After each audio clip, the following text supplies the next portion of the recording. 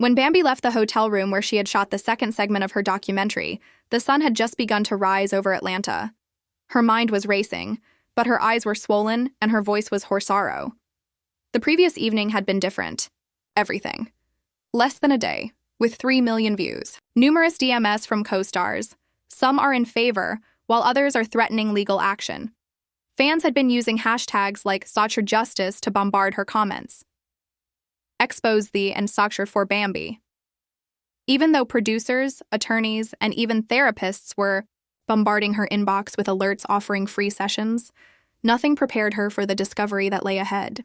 She had received a message from Scrappy shortly after midnight. Let's have a conversation. After everything they'd been through, it was just us, and no cameras. Even though she didn't trust him, she secretly hoped that this time he was sincere. He was the only one who knew her before all this, before the show, before the chaos. So, she agreed. She told him to pick her up early. No glam, no entourage, just them, just truth. They barely spoke during the ride. Scrappy drove in silence, glancing at her occasionally as if trying to read the pain on her face. He looked tired, worn down, but she didn't care. Her walls were up. Her hands stayed folded in her lap, her eyes glued to the window. That is until she saw the burner phone tucked awkwardly under the seat. A cheap prepaid phone face down, barely visible, but something about it pulled her attention like gravity. "Pull over," she said sharply. Scrappy furrowed his brow.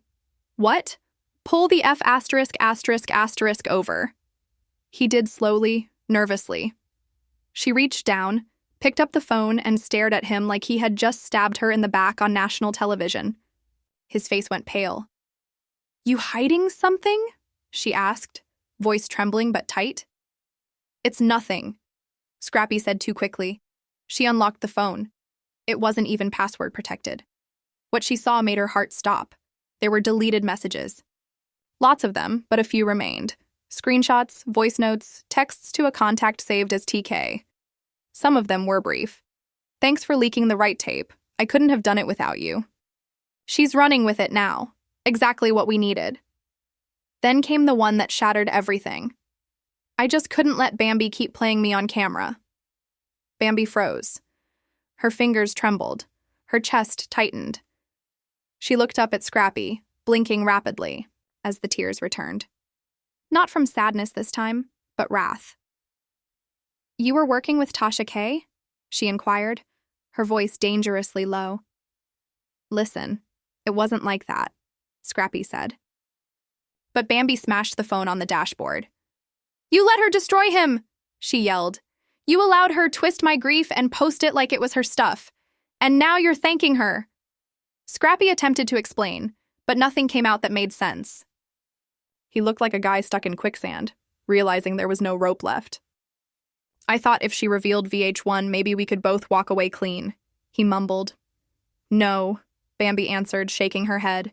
"You believed you could use her to make yourself appear innocent while I gazed unstable."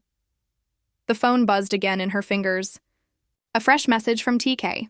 "Glad the leak worked. Tell her to calm before I leak the rest." Bambi let out a gasp. "There's more." Scrappy reached for the telephone. "Don't."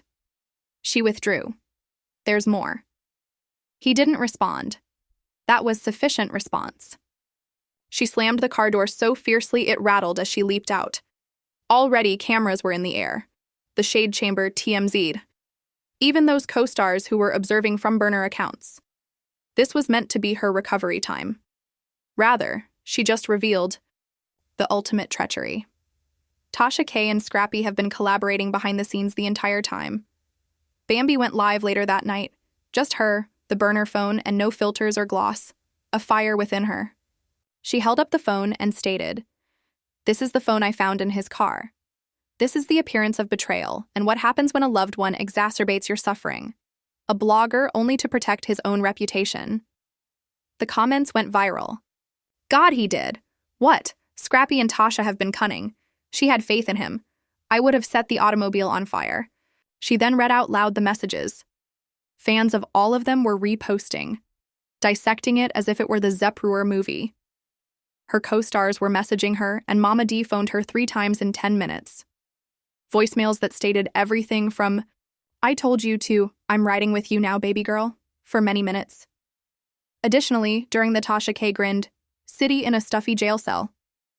She had just received a printed snapshot of Bambi's live stream from her assistant, titled, "He's exposed." "What now?" Tasha K reclined against the wall and said, "That's great. Let them ruin each other." In the meantime, back at the damage control crew at VH1 headquarters was going crazy. There was a crisis meeting. Publicists, producers, and attorneys are all attempting to choose whether to make a statement or simply remain mute once more. However, it was too late. Already, supporters were demanding a complete boycott. It's not reality television. Emotional terrorism is what this is. We saw a woman lose her mind over something. "I'm finished. Scrappy is worse than we initially believed if he did this." "Hold on, Scrappy." Inna witnessed it all happen on a throwaway Instagram account from a private condo. He didn't have his phone on. Since the live, he hadn't posted anything. Bambi hadn't heard from him since the altercation. But the shame was mounting, not because he was apprehended, but more because he secretly knew he never ceased to love her. He just had no idea how to keep her safe without also protecting himself. He walked around the room. Voice memos are accumulating. Cast members inquiring about his whereabouts stood. The attorney for Tasha K is asking for further information on the leaks. "Mama D, I'm messaging in all capitals. Make it right. I will." However, Tamika, the whistleblower who disclosed the Zoom call, sent the worst message. "Hello. Just so you're aware, you are part of Tasha's backup plan." Scrappy stopped. He was unsure about what that meant, but he had a feeling that things weren't going to get much better, not even close. And the countdown has just begun once more. The outcry was more rapid than anybody had anticipated. 12 hours after Bambi's in a live broadcast, more than 200,000 viewers tagged VH1 and demanded an answer. The hashtag #OurBurnerPhoneBetrayal started to trend in posts. Globally, major sponsors withdrew from forthcoming promotional events, and Season 12 reunion film inexplicably vanished from streaming services. Scrappy was no longer the only person Bambi was exposing. She had turned into a motion. Behind her viral success, however, was a woman who was quietly collapsing. Within, Bambi sat by herself in her flat, surrounded by flashing phone displays and unopened takeaway cartons. Her tone was... Her thoughts was racing, yet her body was tight. She kept playing the messages over and over again. The quiet in the vehicle, the way Scrappy gazed at her without even denying it. It was more than simply treachery. Emotional execution was what that was. Moreover, Tasha K still had additional footage. She could not afford to disregard that menace. She pulled out her phone, a fresh voicemail. "Tamika. Hey, we have to get together. I discovered something. Additionally, you should see it before Tasha releases her upcoming episode." Bambi didn't think twice. She put on a sweatshirt, put the burner phone in her pocket, and replied to Tamika's text.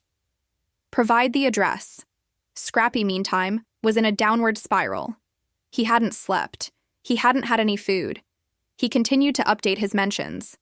Till his phone died, it had been covered by all the outlets. Scrappy's leak was revealed. The collapse of blogger Tasha K was planned, and he allowed it to occur. The true villain of hip-hop and love. He looked at old pictures of himself and Bambi, focusing on grins that seemed like falsehoods now. He began to type a post. "I made a mistake. I felt frightened."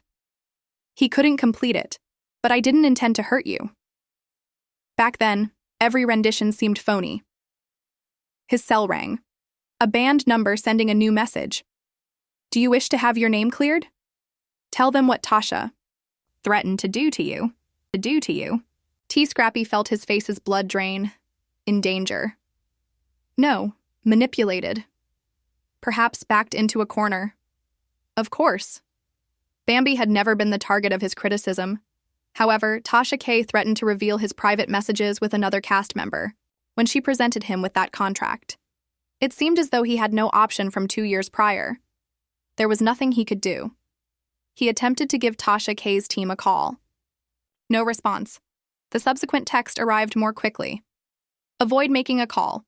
Watch the teaser when it drops in 5 seconds. His heart fell. He noticed it at the unfiltered Tasha K. burner phone point when he accessed Instagram. 2. Scrappy's true intent. You believed she was the only one, the caption said. I was wearing receipts. I've been filming for months, sweetie. I'll see you on Friday. Bambi met Tamika at the rear of a shuttered salon on the other side of town. There were no lights on. The room was only illuminated by a laptop screen. No welcomes, no embraces, only a sense of urgency. Tamika replied, She's going to release something dangerous. However, you must understand that Scrappy and you are not alone. On her laptop, she accessed a folder named Raw Footage Confidential. There were clips within that were never supposed to be seen. While seated with producers, Scrappy states, If we depict her as sad, I can act as a support function.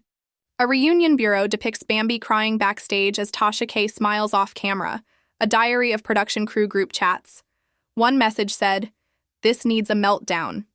Weak. Bambi's due for a scene of breakdown. Bambi put her hand over her lips. This was planned. Each second, Tamika nodded. Then she revealed the true surprise. Another phone is there. Tasha wasn't working by themselves. Bambi blinked. What? She was working with another cast member. Tamika muttered. And it's Erica Mana, if I'm correct. The room became silent. She WDN single quotes T. No, Bambi whispered. Tika handed her a printed email chain and stated, I had the same thought, but saw that the thread had been sent. Erica receives an email from Tasha K with a Dropbox link. Subject line, If she goes live, use this, the timestamp. The first trailer for Bambi's documentary was released 1 day prior. Bambi's knees went weak. They were prepared for me. Tasha K was sitting in jail at the same time, her lawyer and a camcorder aimed straight at her. No screenplay. Venom is the only number makeup. She addressed the camera. I gave them a chance. However, they can act as though I didn't do anything. If Scrappy wants to be foolish and Bambi wants to cry for clicks. Cool. Their admissions are with me. I possess their changes. Their contracts are with me, and they'll regret they hadn't after I'm finished. Gone viral. Then she grinned. The tape should be rolled. The internet burst once more a few hours later. Bambi was popular. Scrappy was popular, but so was Tasha K's third leak. 0. Furthermore, it was worse than anyone had anticipated. Scrappy appeared in a green outfit in the teaser. Another tape of her stating, I just want her to snap. Then I'll be the one they root for. In a vulnerable moment, Bambi says, They want me to cry on cue? Fine. The scene cuts right to a producer. Chuckling. A tape of Tasha K saying, Excuse Scrappy gave me access in was the last voice note. The internet went crazy because I knew what she was going to write before she did. Cast members started unfollowing Scrappy and Bambi, Sierra said in a mysterious tweet. Told you that both of them were acting. In a fit of fury, Mama D went live, yelling onto the camera. The girl is not innocent, and my son is a pawn. The lines were being redrew. Somehow Dot and Tasha K had been able to bring them all down. Alongside her. 3 hours. It took that long for the internet to turn on its head. The story was completely changed in 3 hours by Tasha K's released video. Admirers believed they comprehended. Scrappy's remark, I want her to lose it so I can be the one they support, was shown on all blog, TikTok response video, and YouTube short like a chant. Bambi was once praised for being a survivor and truth teller. Was being dissected frame by frame now. Did she perform all the time? Was her collapse genuine? Furthermore, why hadn't Bambi realized sooner if Scrappy had granted Tasha access? Bambi was sitting on her kitchen floor in the midst of everything, with her personal phones, the burner she had discovered, and a just-acquired prepaid. She had purchased it under a false identity. New edits of her tears appeared each time she reloaded her stream, now overlaid with dramatic zoom-ins, sound effects, or music remixes. Once more, the same suffering she sought to recover was disdain. Yet it wasn't the network this time. The Haiti world was the thing. It was terrible in her inbox. Brand agreements stalled. An organization that promotes mental wellness ended their collaboration. She received a direct text from one producer. For a few weeks, you might wish to keep quiet. Keep quiet? She felt like screaming. Rather, she opened her notes app and started typing once more. Chapter 2. When Survival Depends on Quiet. Scrappy was hiding away in Mama D's house across town, but even she was seldom talking to him anymore. She had walked after her tremendous live performance. You had better find your soul in there because God knows I can't save you this time, she added, as she led him into the living room and handed him a Bible. She then departed. And Scrappy quietly observed the fan responses as if he were experiencing his own funeral in real time. They referred to him as a snake, a gapster, and a manipulator. Worst of all, though, is believable. When he last looked through his mentions, one caught his attention. For years I stood up for you, and now, for the sake of your ego, you are simply another male who led a black woman to take the blame. He switched the phone off, but the quiet was broken as he arrived at his door. Slowly, Scrappy opened it. She, first, simply gazed at him without saying anything. You were aware that she would shatter.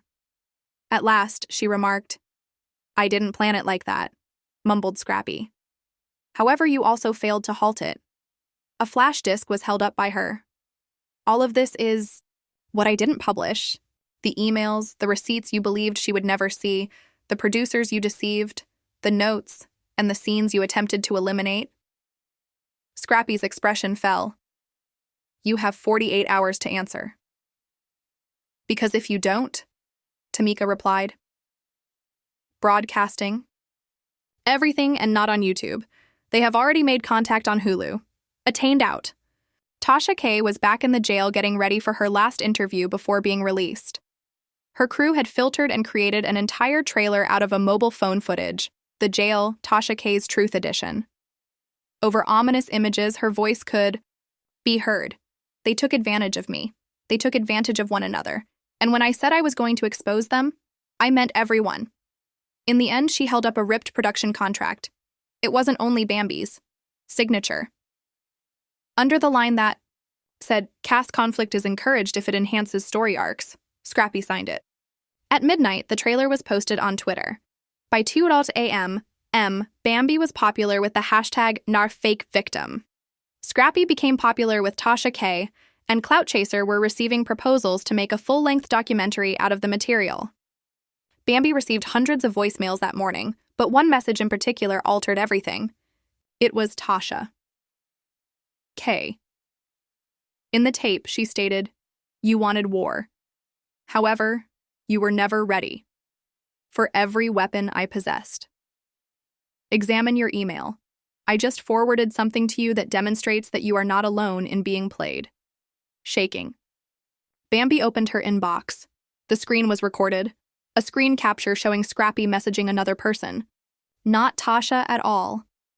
A cast member's assistant, not a producer, providing inside information on Bambi's an audio file titled The Real Setup was uploaded, along with the filming schedule, her edited lines, and even her candid outfit choices. She hit the play button. The sound of Scrappy's voice was clear. I instructed Tasha to reveal the first scene. In order to make Bambi appear unstable, I needed her to go public. In this manner, I may emerge as the hero when I release my own footage. Bam. I let the phone drop. She let out a scream. Not a scream for a camera, exactly. Not a meltdown on reality TV. An actual one that made the windows tremble. No more silence. No more Instagram lives, she said at that point. No more scripts and soft lighting. She reached for her camera, pressed record, and Scrappy Tasha, forget what you saw and see what you didn't. The makers didn't only misrepresent me. They made an effort to remove me, but I also maintained receipts. And I'm going to play all of them. The footage was unprocessed. Unfiltered and unsteady, it reached 5 million views before lunchtime. The fans lost it. They attempted to remove her. Scrappy is finished. You should never trust edited tears because of this. VH1 released a statement when the mayhem broke out. but it was hardly an apology. It was a separation. Where key personnel have been placed on administrative leave while all behind-the-scenes conduct is being investigated. We don't support mental health manipulation for amusement. It's too late. Bambi's attorney released a rebuttal. We are bringing claims for contract violations, exploitation, and emotional harm, about forced performance and altered information. The released video and burner phone texts act as proof. Charges are still pending.